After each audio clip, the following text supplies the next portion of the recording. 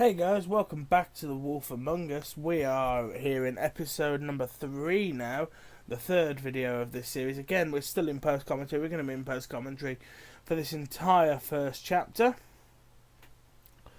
So hope you guys are alright to sit through with me, but so we're heading down to our office, the business office.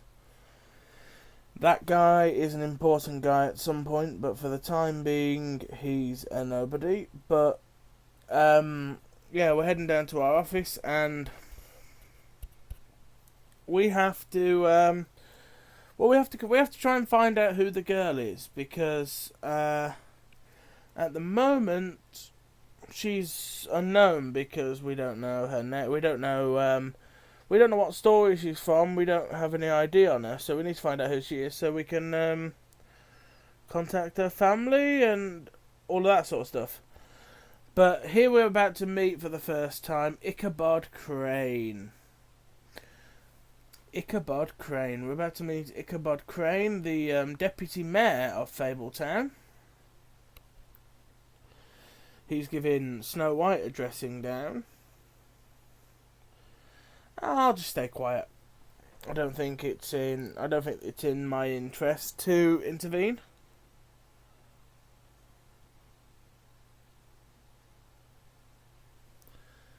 After all, what's the point in getting in a fight with this guy? I don't think it's worth fighting with him, really. Now, I remember thinking at the time, who is Ichabod Crane? I don't recognise the name or what story he's actually from, but that is explained eventually, but I don't really know who he is at the moment, so we'll have to look into that at some point. Some of the characters I'm not really familiar with, you see, so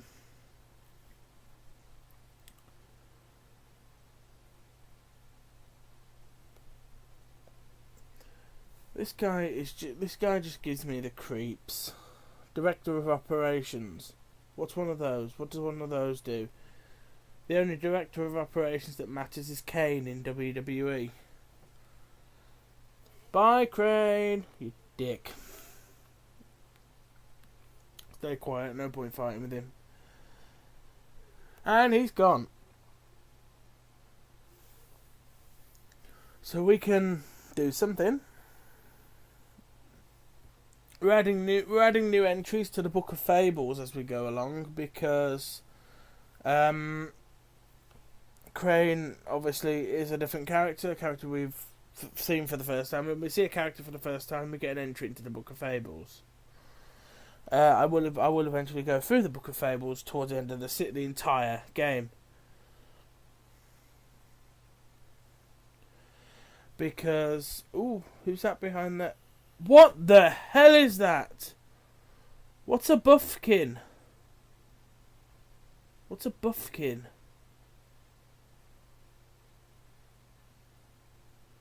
What's one of those? It's like a chimpanzee. It's like a green monkey with wings. What? What is that thing? I've never seen anything like it.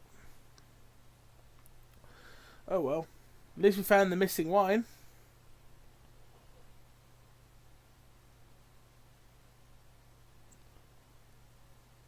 He appears to, yeah, Buffkin will remember that.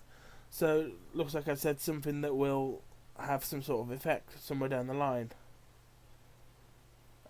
You've got to be really careful not to offend characters, because things do have an effect later in the game. As I'm sure you guys will see later in this series. But one of the first things we can do is we can go over and talk to the magical mirror from the Snow White story. So let's go over and do that.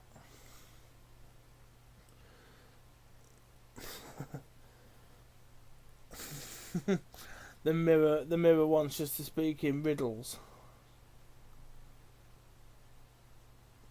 After all, it is the magic mirror. Mirror, mirror on the wall, who's the fairest one of all? Spider, spider on the wall, don't you know a thing at all? Can't you see the wall's covered in plaster? Now you're stuck, you stupid.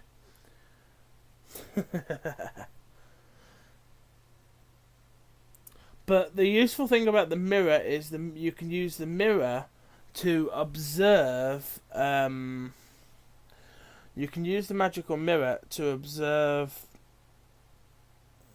different fables and see what they're doing. So there's our woodsman. The woodsman stumbles down a street. The mirror can only show me, it can't tell me where he is. It can only show me what can be seen. And obviously we can use the mirror to look at Snow White, who is the other side of this room.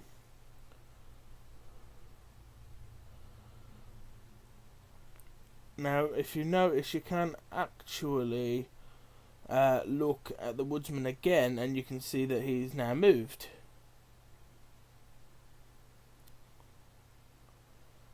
And we're now out of options, so let's close the interface with the mirror.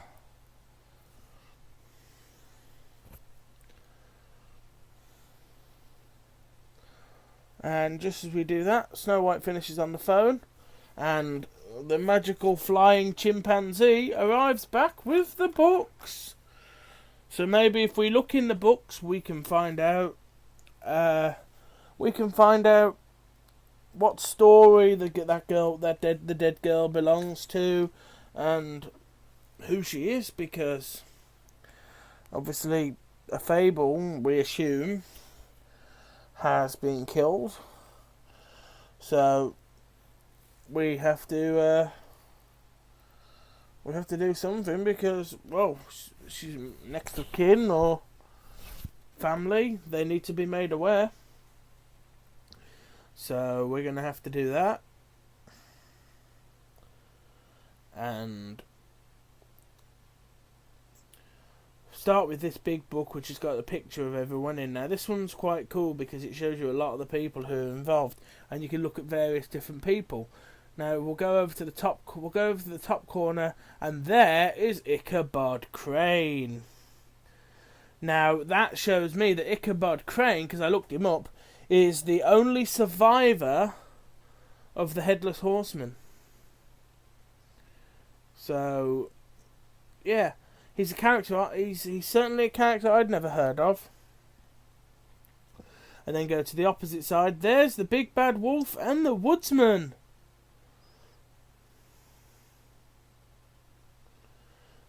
There's the Big Bad Wolf.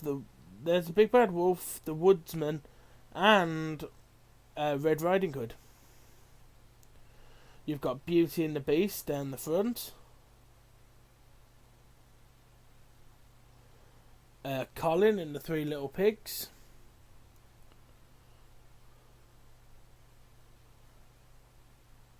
Who's this? That symbol. It's on the ring.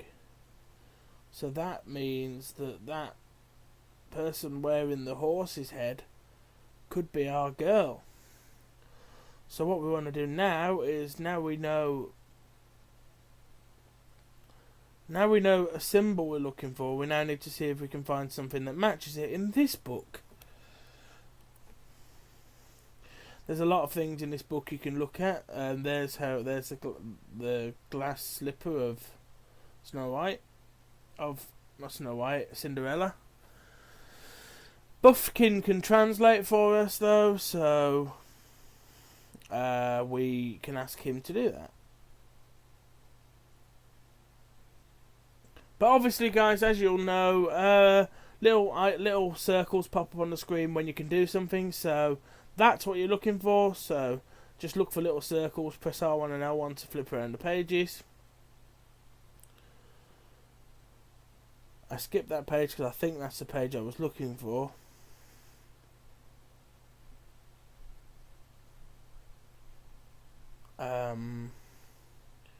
But there's a lot of there are quite a few pages in this book, but the one you're looking for is one to the right, I think, of this, because I think that's the ring. Yeah. A family name, Ali Laulair. So we'll leave Buffkin to look that up. Snow White knows something. It's from the Donkey Skin story. Donkey Skin Girl.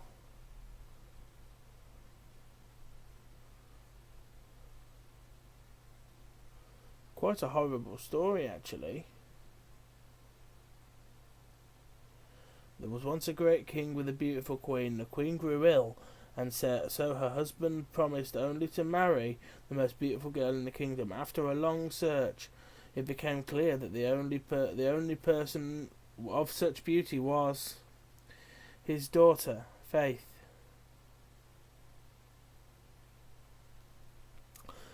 She had a cloak made from the skin of her father's prized donkey, which would hide her beauty so she could escape his kingdom.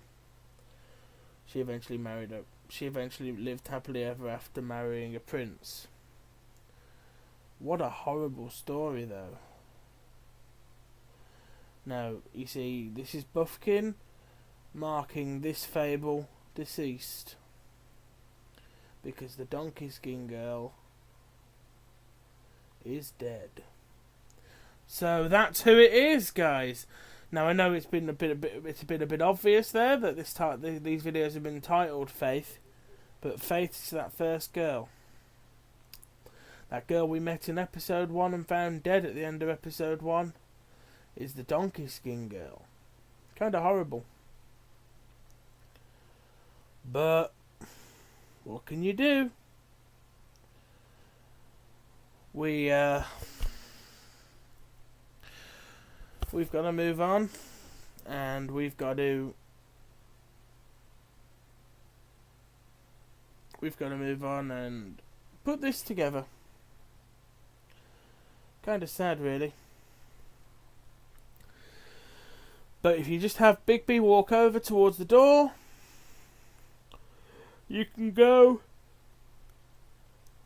and using the mirror you can check on some more characters, because now we're aware of some other characters. So we can look up Prince Lawrence and Faith's father, the Old King. The Old King is clearly dead, so at least we know he's not a suspect in Faith's killing. And then we can look at Prince Lawrence, who we can't see Faith because obviously she's dead. But we can,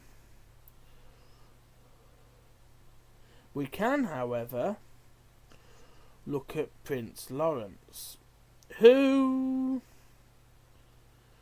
appears to have been murdered.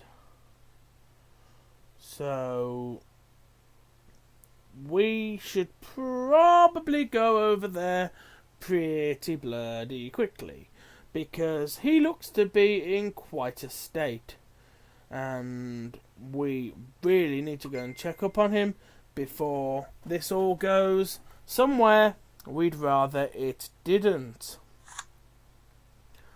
So we will have to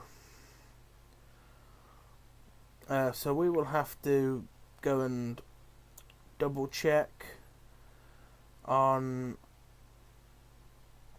we'd better go and double check on things, because if anything's happened to Lawrence, then what's this? Toad wants to speak to us. Well, that's not good, because now we've got to make a decision. Do we go to Toad? Or do we go and check on Prince Lawrence? Now, frankly, I'd say Toad will be alright. We need to go to Prince Lawrence first. So that's what we're going to do. We're going to go to Prince Lawrence first. So we'll head out the door, and this is where we're going to get our choice. Click on the door. And this is our choice moment. Here comes our choice moment. Are we going to Prince Lawrence, or are we going to Toad?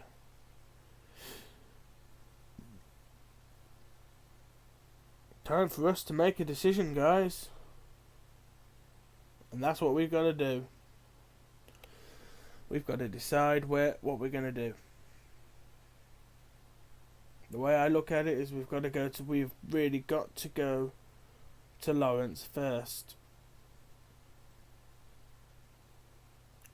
Because he appears to be, he looked as if he was dying, so we need to get medical attention to him. So that's what we're going to do. So, open the gates.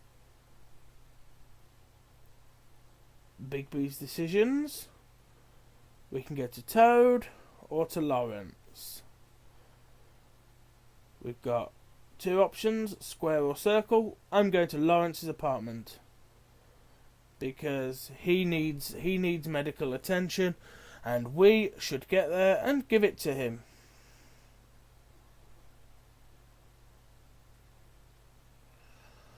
So let's do that then.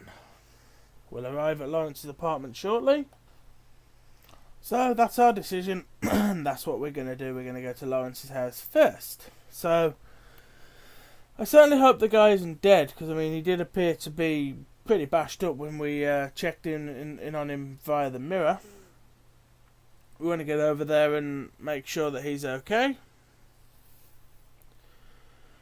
because if we can save him, then it's worth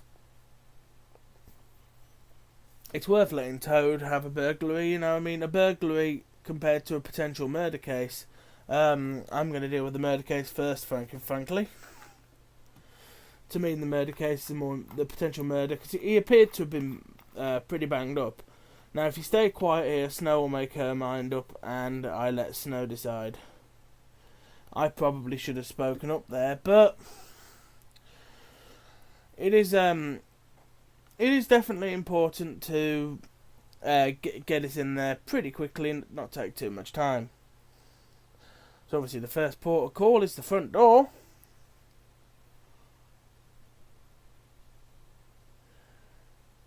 Because maybe, just maybe, we'll be able to get in. The only thing is he didn't appear when we looked for the mirror to be in any fit state to open the front door. So maybe there's a window. We'll have to have a look around the side. So let's go around the side and see if we can find a window to Jimmy, because he seemed to be in a particularly rough shape, and we want to see if everything's okay. Window's loose, so maybe we can get in that way.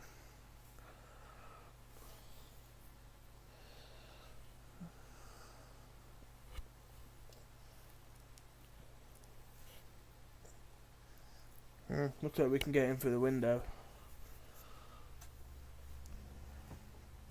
We don't really have any option, so we've just got to do it.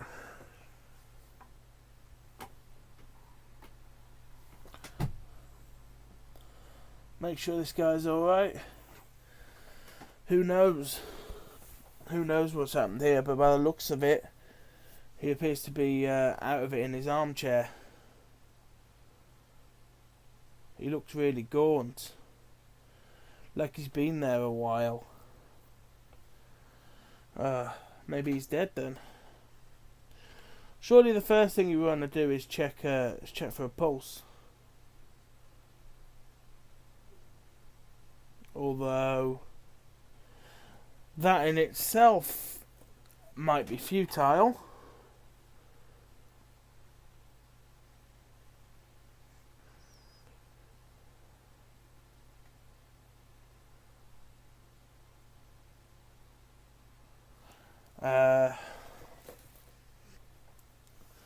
That in itself may well be futile. So let's check out the site of what appears to be the body.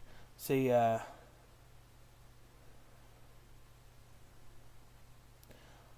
this happened. Was he cut? Was he shot? Was he stabbed? Drugged even? Yeah, so something hit him in the chest and left a pretty big mark. Maybe it's a bullet.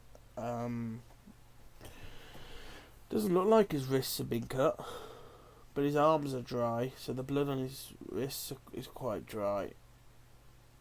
Oh, there's a gun. Look, there's a gun. If we pick it up by the top, there's still fingerprints on it. Yeah, turning the fan on or off really isn't going to help. Really isn't going to help much. That'll be the shell casing, because clearly the gun went off. Same caliber as the gun, so looks like I think that's everything. So let's back out of there so we can move around.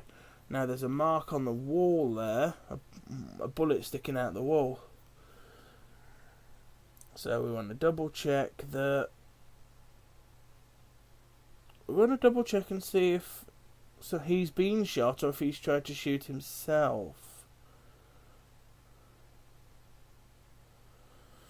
Because that's in the wall, so that looks like whoever shot upwards and missed.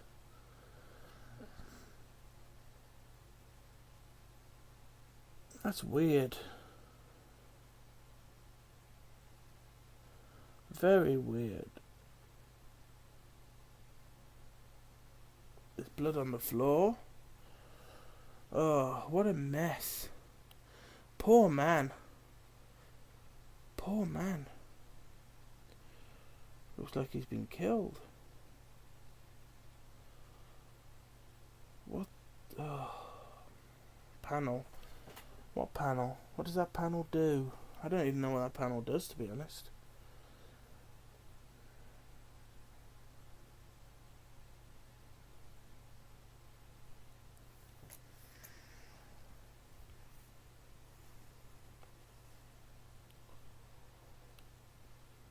There's a note. My dearest Faith, I never meant to hurt you and cannot endure knowing that I have. This was for the best. I'll see you again. Love, your devoted Lawrence. That looks like a suicide note. That looks like a suicide note. Except for the fact that he's alive. Yeah, that jump scare got me the first time too. He's not actually dead. So we did get there in time.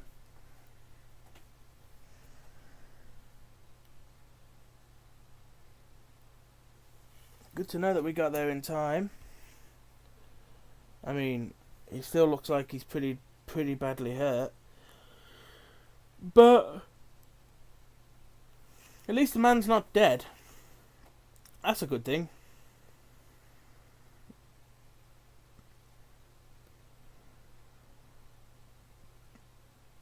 It's a good thing that he's not dead. This game, he really is upping the ante every single episode. I mean, it's a pretty lame attempt at suicide, mate, because all you've done is you've missed you tried to shoot yourself in the heart, but you've missed. You probably lung shot yourself. Not good, not good. But at least he tried. But that suicide note seems to suggest that he might have been involved in Faith's death, but like I said, for me, the woodsman's your killer. He's the one I'm looking for, because he's the one who's disappeared.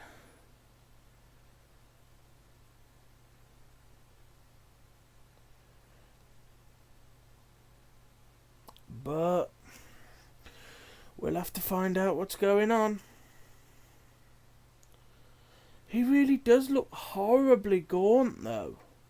Like he hasn't eaten in weeks. Guy looks horrible. I mean, when we first walked into the room, I looked at him and I thought, he looks like a zombie. I think a half truth. We don't want to tell him outright that she's dead. We just want to say she's missing. He appears to have worked it out. He's drawn his own conclusion, which I think is better. If he wants to draw his own conclusion, let him. He's in quite a bad nick. We don't want to like give him the horrible news moments after, hours after he's attempted to kill himself.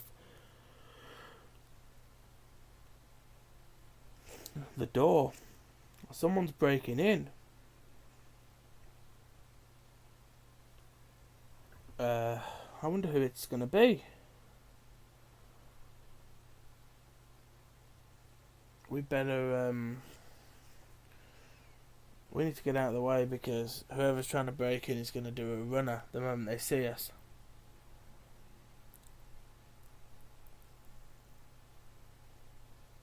So yeah. Snow is smart though. Suggesting that we hide in the cupboard. That is smart.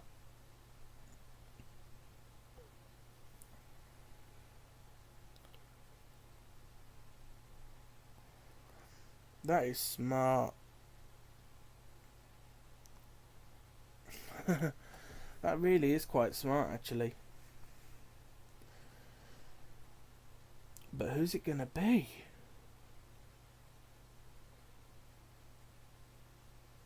Who the hell is that? Who's that? Just an intruder. We don't have a name.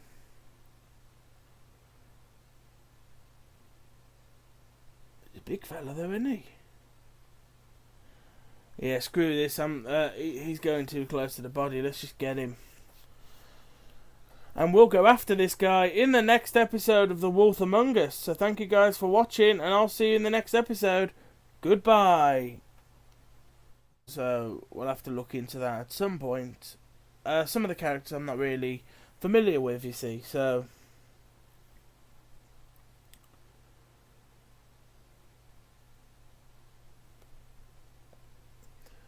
this guy just gives me the creeps. Director of Operations.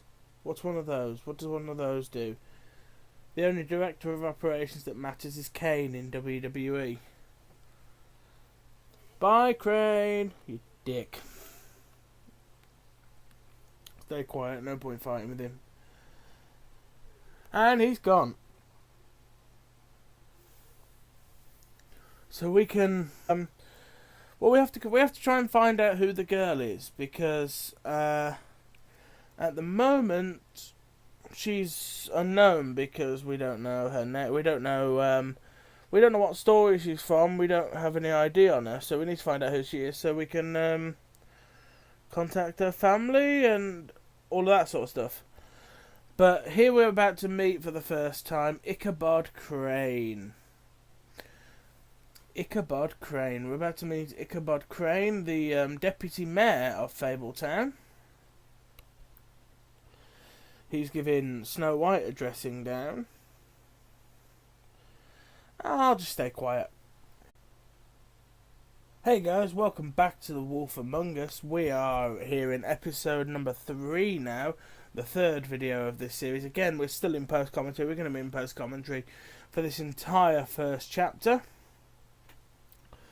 So hope you guys are alright to sit through with me, but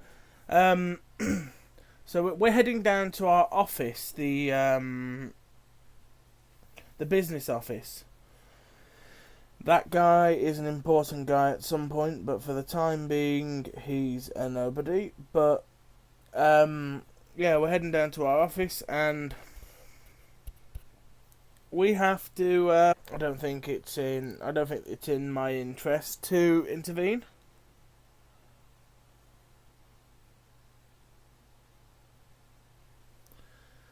After all, what's the point in getting in a fight with this guy?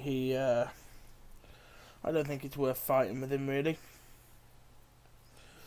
Now, I remember thinking at the time,